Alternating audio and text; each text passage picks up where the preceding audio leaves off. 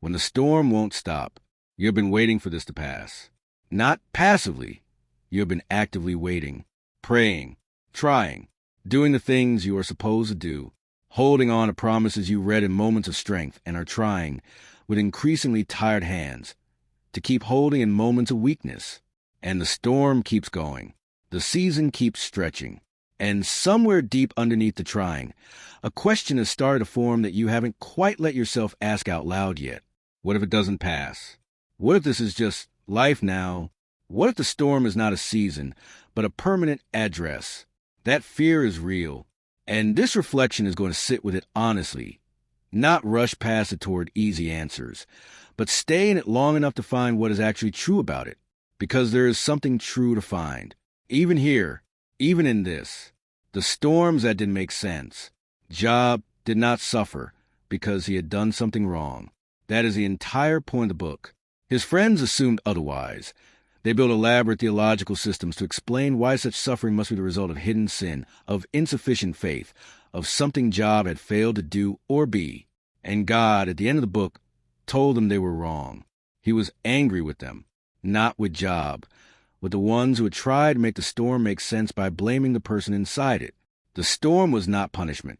The storm was not evidence of failure. The storm was a context in which something was happening that Job could not see from inside it, something that would not have been possible any other way. Reformed theology has always been willing to say what others sometimes soften. God is sovereign over storms, not just the gentle rain, the violent ones, the ones that take things, the ones that go on longer than anyone should have to bear.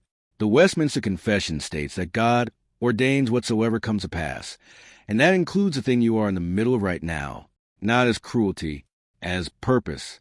That is hard to receive when you are inside the storm. It was hard for Job too. He did not understand it while he was living it. He argued with God, questioned God, demanded answers from God, and God honored that. He showed up, he answered, not with explanations, but with presence. A presence so overwhelming that Job's questions dissolved not because they were answered, but because the one who was answering was too large for them. The disciples in the boat. Mark 4. The disciples were experienced fishermen. They had been on that lake their entire lives. They knew weather. They knew what a bad storm looked like.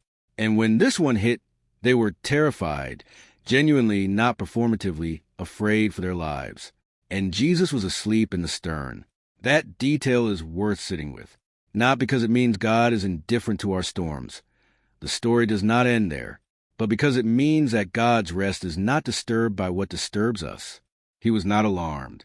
He was not scrambling. He was asleep, which is a posture of someone who knows exactly what is going to happen and is completely at peace with it. They woke him, and he stood up and said, "Peace, be still." And the wind died, and there was a great calm. And then he turned to them, not with comfort, but with a question. Why are you so afraid? Do you still have no faith? That question is not a rebuke of their fear. It is an invitation to something deeper, to the kind of faith that can be in the boat with Jesus and find, in his presence, something steadier than the weather, a peace that is not the absence of storm, but the presence of someone who is greater than it. He is in your boat. He has always been in your boat, and he is not alarmed by what is alarming you, what the storm is doing. There are things that only storms produce, depth of character that comfort cannot build, compassion for others that only comes from having been broken yourself, a knowledge of God that cannot be acquired in Bible studies or Sunday mornings, only in the dark, in the desperate, in the seasons when everything else has been stripped away and what remains is either him or nothing. The Puritans call this experimental knowledge of God gained through experience rather than information, the kind that gets into your bones, the kind that changes not just what you believe but who you are, the kind that, when the storm finally passes, you would not trade even though you would never have chosen it. James 1 verses 2-4. Consider it pure joy, my brothers and sisters, whenever you face trials of many kinds, because you know that the testing of your faith produces perseverance. Let perseverance finish its work, so that you may be mature and complete, not lacking anything. Mature and complete, not lacking anything.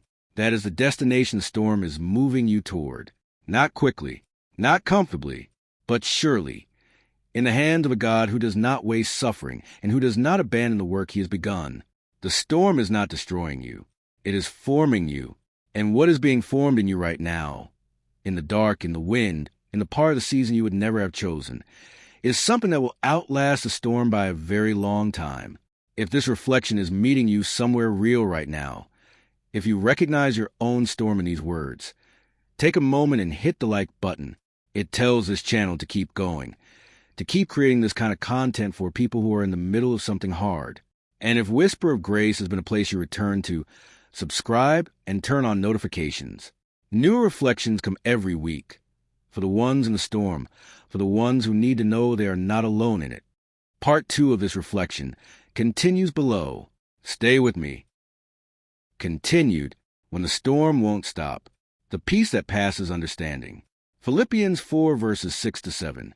Do not be anxious about anything, but in every situation, by prayer and petition, with thanksgiving, present your requests to God, and the peace of God, which transcends all understanding, will guard your hearts and your minds in Christ Jesus. Transcends all understanding.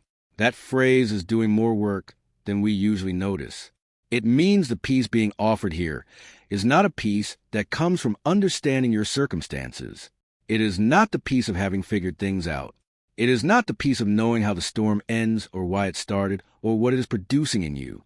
It is a peace that arrives, somehow, inexplicably, in ways you cannot engineer or explain, when you bring what you're carrying to God with honesty and with thanksgiving. Thanksgiving is the hardest word in that passage. Not gratitude for the storm. That is not what it is asking. But gratitude in the storm. The deliberate, difficult act of remembering what is still true while everything around you feels like it is falling apart. The steadfast love of the Lord never ceases. He is sovereign. He is present. He has not abandoned this. These things are still true in the storm. They are still true tonight.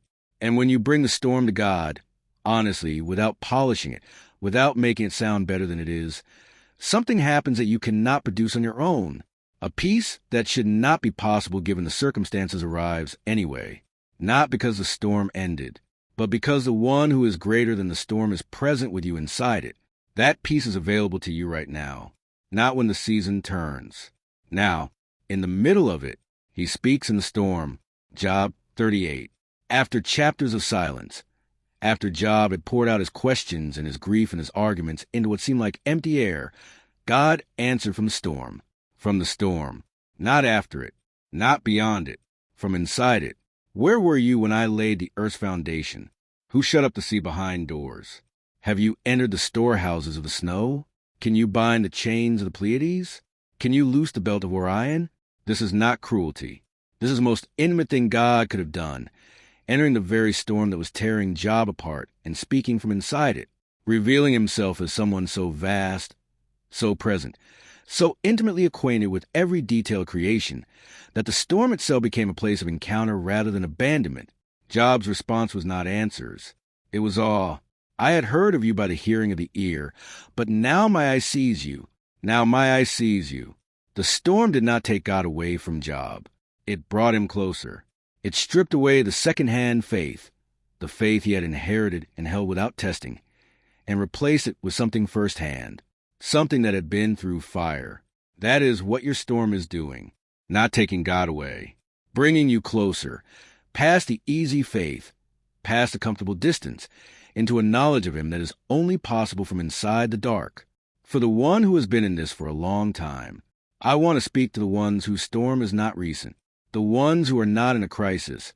They are in a condition, the ones for whom this has been the landscape of their life for so long that they have almost stopped expecting it to change, who have prayed so many times for the same thing that they no longer know how to articulate the prayer anymore, who have heard the promises so many times that the words feel worn smooth, like stones in a river, beautiful still, but no longer sharp enough to cut through the numbness.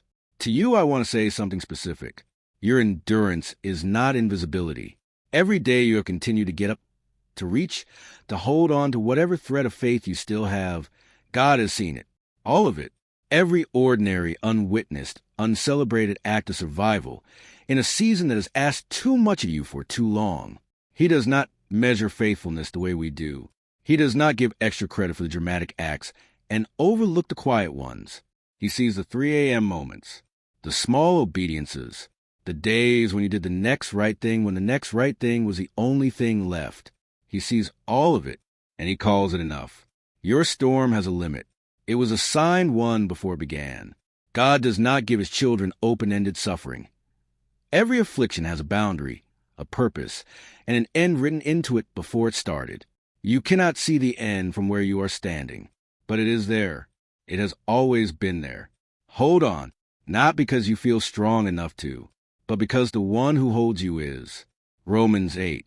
I consider that our present sufferings are not worth comparing with the glory that will be revealed in us. Not worth comparing. The weight of glory on the other side of this is so disproportionately large that the suffering, real as it is, long as it has been, will not be the thing that defines what this was. The glory will. The formation will. The depth of knowing God that could only have been built here, in this, through this, will. You are not losing. You are being prepared. Before we close, if someone came to mind while you were listening, someone who is in their own storm right now, someone who needs to be reminded that the one in the boat is not alarmed, send this to them. No explanation needed. Just send it. And if you want to keep finding reflections like this one, subscribe to Whisper of Grace. Every week, a new word for the ones who are still in it. The storm will not have the last word. Peace. Be still. Those words were spoken to wind and water, but they are also spoken to you, to the fear, to the exhaustion, to the question that has been forming for longer than you wanted it to. Peace. Be still. Not because the storm has ended, because the one who commands it is here. He is in your boat. He is not asleep to your pain. He is at rest in the storm, and he is inviting you into that rest with him. Not the rest of someone who doesn't feel it. The rest of someone who knows exactly how it ends. Hold on. Stay in the boat. He is in it with you. And the storm will not have the last word. With grace. Whisper grace.